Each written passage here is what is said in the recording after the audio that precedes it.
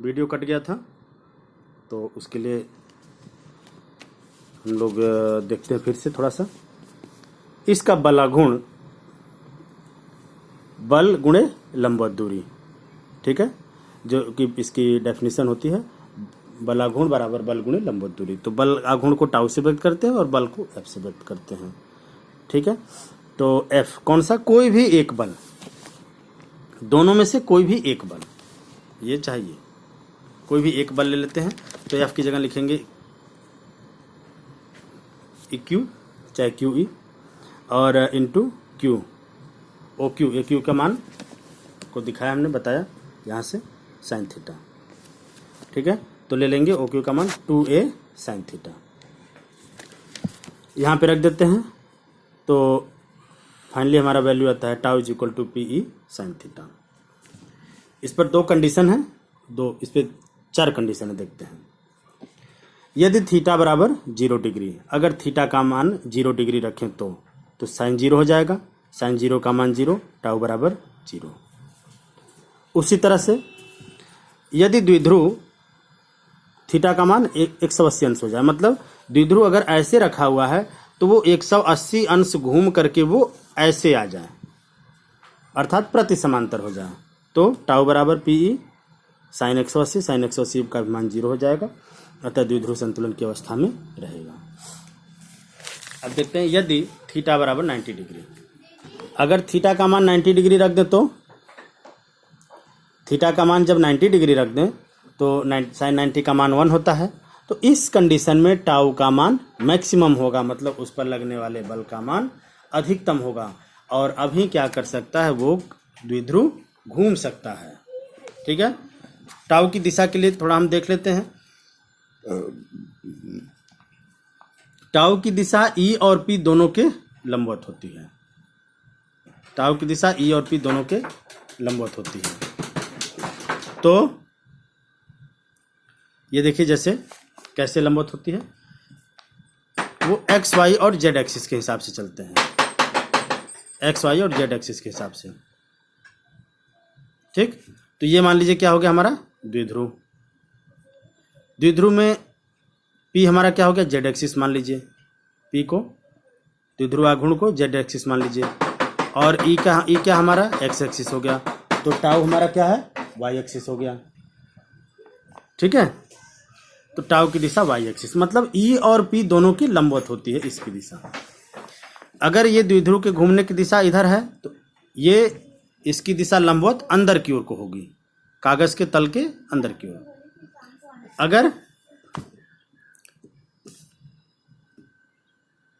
घूमने की दिशा anti clockwise है, द्विध्रुव के घूमने की दिशा एंटी क्लॉकवाइज है, तो द्विध्रुव की दिशा कागज के तल के लंबवत ऊपर की ओर ऐसे हो जाएगी, ये ऐसे हो जाएगी, ठीक है। इस पहली कंडीशन में लंबवत अंदर की ओर, कागज के तल के लंबवत अंदर की ओर, दूसरे कंडीशन में लंबवत बाहर की ओर, ठीक।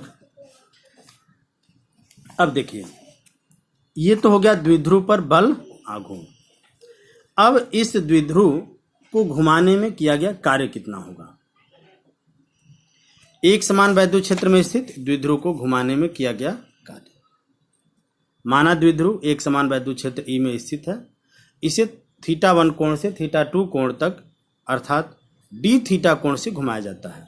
तो घुमाने में किया गया कार्य बराबर वही बल गुणे विस्थापन।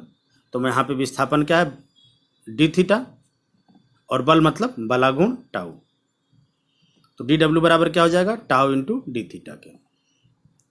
समाकलन कर देंगे तो हमें कुल किया गया, उसको घुमाने में किया गया कुल कार्य, थीटा कोण से घुमाने में किया गया कुल कार्य मिल जाएगा, मतलब पूरा का पूरा, ठीक है। तो इसलिए कुल कार्य के लिए हम क्या करेंगे, समाकलन कर देंगे, integration theta 1 to theta 2 tau d theta.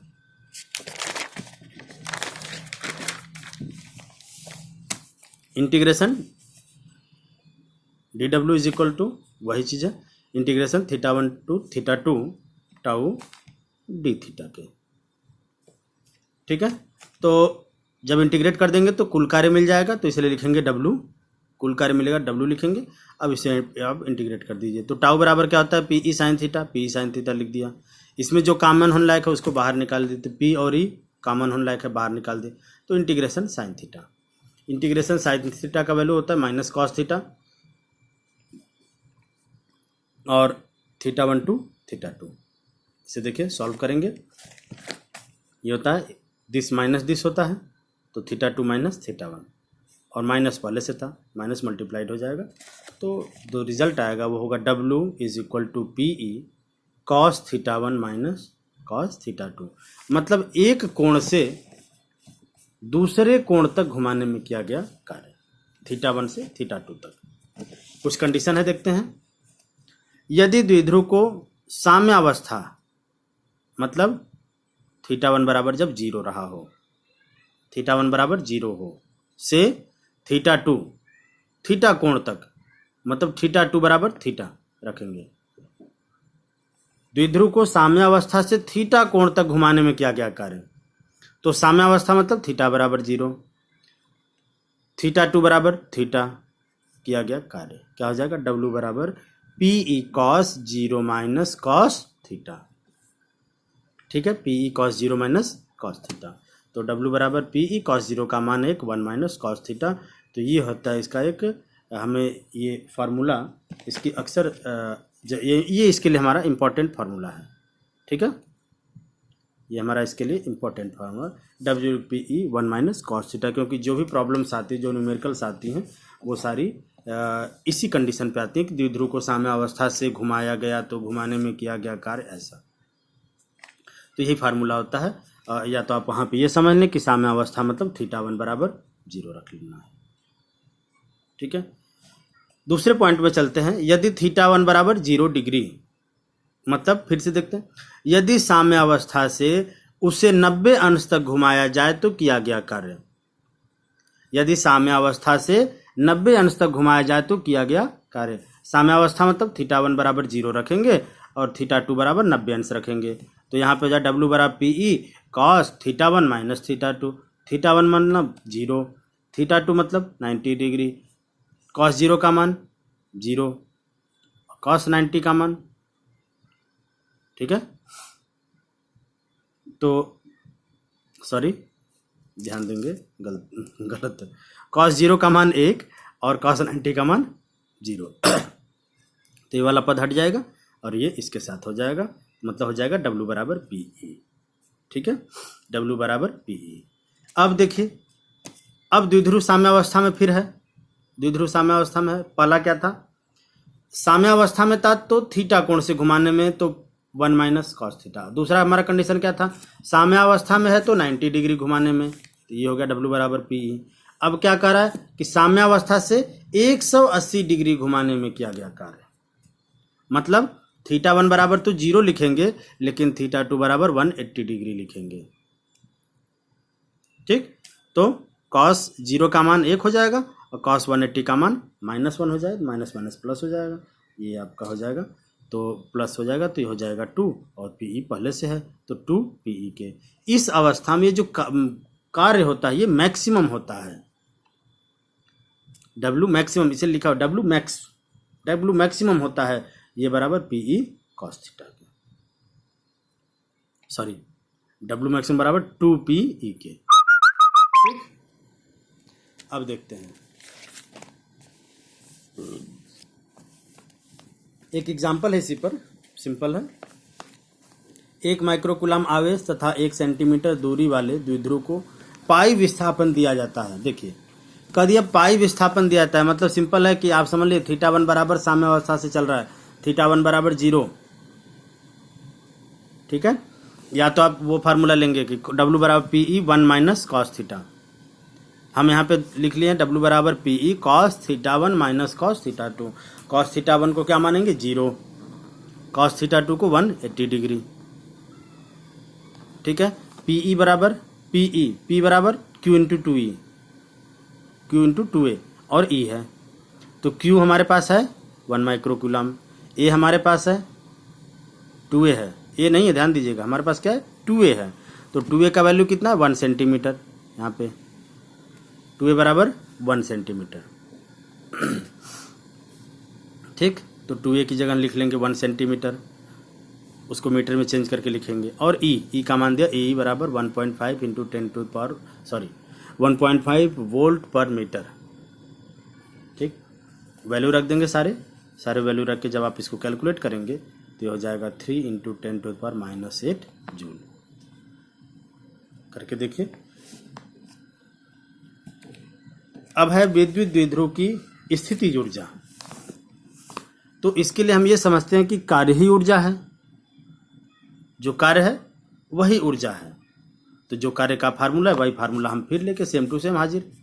W is equal to P E cos theta minus cos theta 2। तो U बराबर क्या हो जाए, P E cos theta 1 minus cos theta 2। ठीक है। इसके लिए हम ध्यान देते हैं कि जब किसी द्विध्रुव को अनंत से विद्युत क्षेत्र में स्थित किसी द्विध्रुव को, मान लीजिए ये द्विध्रुव है, इसको अनंत से विद्युत क्षेत्र तक लाया गया, तो यहां तक लाने में जो कार्य करना पड़ता है या प्राप्त होता है वही इसमें ऊर्जा के रूप में संचित हो जाता है।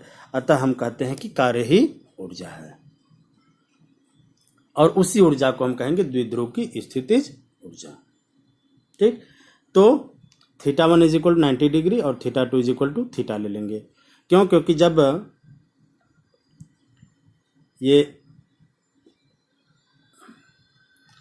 वैल्यू रखते हैं तो u is equal to P E cos 90 degree minus cos theta.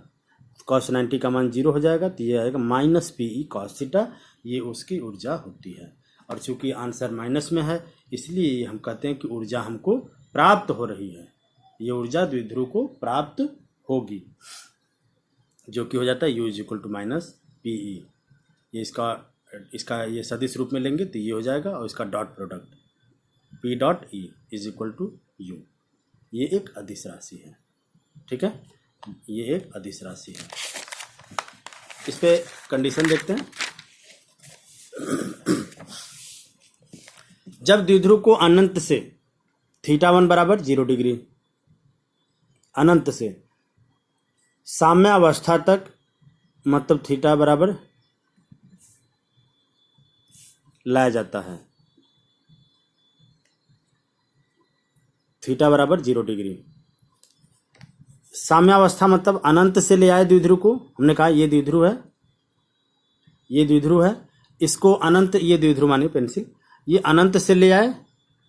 ठीक है, तो अनंत पर भी थीटा बराबर 0 होता है, और साम्यावस्था तक ले आएंगे। साम्यावस्था वैद्युत क्षेत्र की दिशा में होगा, वैद्युत क्षेत्र की दिशा में होगा ऐसे। ठीक है, तो जब ये होगा तो हम इससे कहेंगे कि ये भी 0 डिग्री ही पर ही है। तो थीटा बराबर क्या रखेंगे, 0 डिग्री। तो ऊर्जा क्या होगी, मिनिमम होती है।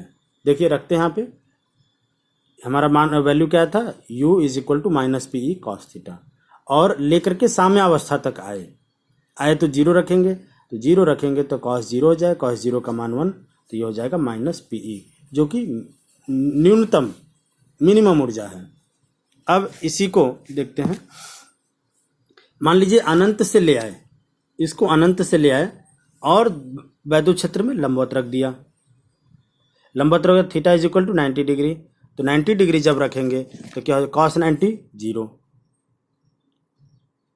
तो स्थितिज ऊर्जा इसकी क्या हो जाएगी, 0।